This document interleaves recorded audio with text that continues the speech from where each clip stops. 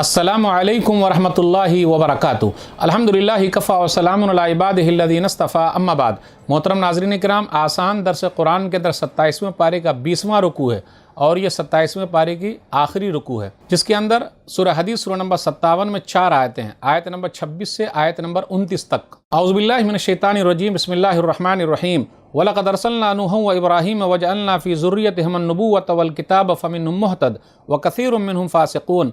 और बेशक हमने नूह अलैहिस्सलातु वस्सलाम और इब्राहीम अलैहिस्सलातु वस्सलाम को रसूल बनाकर भेजा, और उन दोनों यानी नूह अलैहिस्सलातु वस्सलाम और इब्राहीम अलैहिस्सलातु वस्सलाम की औलाद में से नबूवत और किताब का सिलसिला जारी रखा।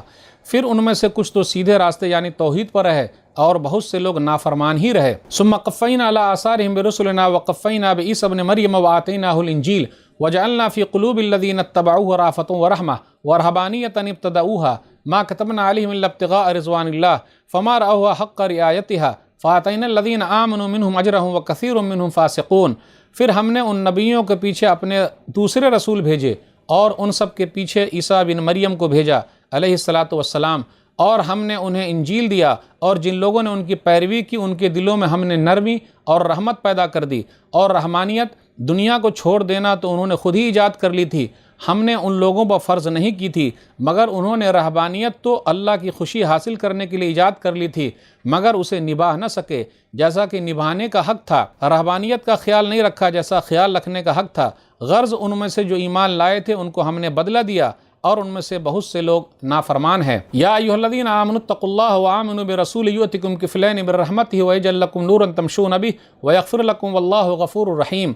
ऐ अहले किताब में से अपने नबियों पर ईमान का दावा करने वालों, अल्लाह से डरते रहो और उसके रसूल सल्लल्लाहु अलैहि वसल्लम पर ईमान ले आओ, तो वो तुम्हें अपनी रहमत का दुगुना हिस्सा यानी डबल हिस्सा देगा। एक तो अपने नबी पर ईमान लाने का और दूसरे नबी सल्लल्लाहु अलैहि वसल्लम पर ईमान लाने का, और ऐसा नूर रोशनी देगा जिसकी रोशनी में तुम चलोगे, और तुम्हें माफ़ कर देगा, और अल्लाह बहुत माफ़ करने वाला बहुत रहम वाला है। लिअल्ला यअलम अहलुल किताब अल्ला यक़दिरून अला शैइन मिन फ़ज़लिल्लाह व अन्नल फ़ज़ल बियदिल्लाहि युतीहि मन यशा वल्लाहु ज़ुल फ़ज़लिल अज़ीम, ताकि अहले किताब यहूद व नसारा को मालूम हो जाए कि अल्लाह के फ़ज़ल में से किसी चीज़ पर उनका कोई इख्तियार नहीं है, और ये सारा फ़ज़ल अल्लाह ही के हाथ में है, वो जिसे चाहता है देता है, और अल्लाह बड़े फ़ज़ल वाला है। नाज़रीन किराम, आसान दर्स कुरान के अंदर 27वें पारे का 20वां रुकू है, और ये आखिरी रुकू अल्हम्दुलिल्लाह 27वां पारा मुकम्मल हो गया, जिसके अंदर सूरह हदीद सूरह नंबर 57 में आयत नंबर 26 से आयत नंबर 29 तक है, यानी सूरह हदीद में टोटल 29 आयतें हैं। पिछले दर्स में हमने आयत नंबर 25 जो पढ़ा था उसके अंदर ये है वअंज़लनल हदीद, कि हमने लोहा उतारा, जिसकी वजह से सूरह का नाम सूरह हदीद है। दुनिया में फितन व फसाद रोकने के लिए 3 चीज़ों की ज़रूरत पड़ती है, उसका जिक्र इस आयत के अंदर है। अल्लाह का कानून जो नबियों की किताबों में मौजूद है, यह आयत नंबर 25 का जिक्र है। अमन व शांति के साथ ज़िंदगी गुजारने के उसूल हैं। नंबर 2 मीज़ान, सबके साथ अदल व इंसाफ से काम लिया जाए। नंबर 3 लोहा, इससे क्या मुराद है? क़ुव्वत नाफिज़ा यानी कानून को नाफिज करने वाले इदारे हैं। लोहे से मुराद डंडा या ताकत है, लोहे के ज़रिए जंगी हथियार बनाए जाते हैं। आखिरी ऑप्शन ऐसे रुकावट पैदा करने वालों के लिए है, क्योंकि लातों के भूत बातों से नहीं मानते। अब आइए गौर कीजिए आयत नंबर 27 पर जो आज के दर्स में है। वरहबानियतन इब्तदऊहा मा कतबना अलैहिम इल्ला इब्तिग़ाअ रिज़वानिल्लाह फ़मा रअऊहा हक़्क़ रिआयतिहा। रहबानियत से क्या मुराद है? रहबानियत यानी दुनिया को छोड़ देना, आबादी से बाहर किसी जंगल पहाड़ वगैरह में कुटिया या झोपड़ी बनाकर इबादत या ज्ञान ध्यान में लग जाना। रहबानियत एक बिदत है, ईसाइयों ने ये चीज़ ईजाद की थी, दूसरे ये किसी नबी के दीन में रहबानियत की गुंजाइश नहीं है। बिदत हमेशा नेकी समझकर की जाती है। रहबानियत तो अल्लाह के लिए शुरू किया था, जबकि अल्लाह ने हुक्म नहीं दिया था कि दुनिया छोड़कर अलग थलग रहो। कुछ लोग कुटिया में चले जाते हैं, जंगल में चले जाते हैं, इबादत खाने में बंद कर लेते हैं, अल्लाहु अल्लाहु करते रहते हैं, बाल बच्चे के झमेले से दूर रहते हैं। जबकि याद रखिएगा, इस्लाम शादी करना भी है, झमेले में रहना भी है, लोगों के साथ में रहना भी है। नबियों ने शादियां की है, लोगों के साथ रहे हैं, यही असल इस्लाम है। रहबानियत का रास्ता चुनने वाले 4 तरीके अपनाते हैं। तर्क दुनिया, दुनिया को छोड़ देना, सब लज्जत को छोड़ देना, शादी ब्याह से दूर रहना। तर्क उक़बा, आखिरत में मिलने वाले बदले और सज़ा से बेनियाज हो जाना। तर्क अक्ल व नौम यानी खाना पीना छोड़ देना या कम खाना, इसी तरह नींद या आराम करना भी छोड़ देना, कुछ नहीं करते।